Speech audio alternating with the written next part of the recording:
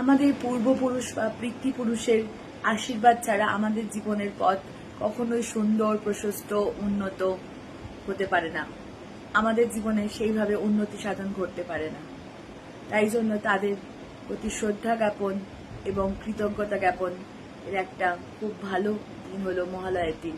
আগামী 21শে সেপ্টেম্বর ওই দিন করুন এই কাজ। আমাদের পিতৃপুরুষদের উদ্দেশ্যে সেই দিন জল নিবেদন করুন এবং মনে মনে প্রার্থনা করুন যাতে আপনার জীবনের সমস্ত বাধা বিপত্তি তারা কাটিয়ে দেয়।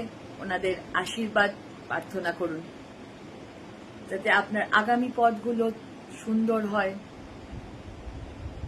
তো সেই দিন অবশ্যই একটা তামার ঘটিতে সকালবেলা ঘুম থেকে উঠে স্নান করে শুদ্ধ বস্ত্র পরিধান করে তামার ঘটিতে গঙ্গা জল, তার মধ্যে কালো তিল আর একটু অল্প ফুল নিয়ে বাড়ির উত্তর পূর্ব দিকে গিয়ে জল নিবেদন করুন। কোনো ফাঁকা জায়গায় জল নিবেদন করুন।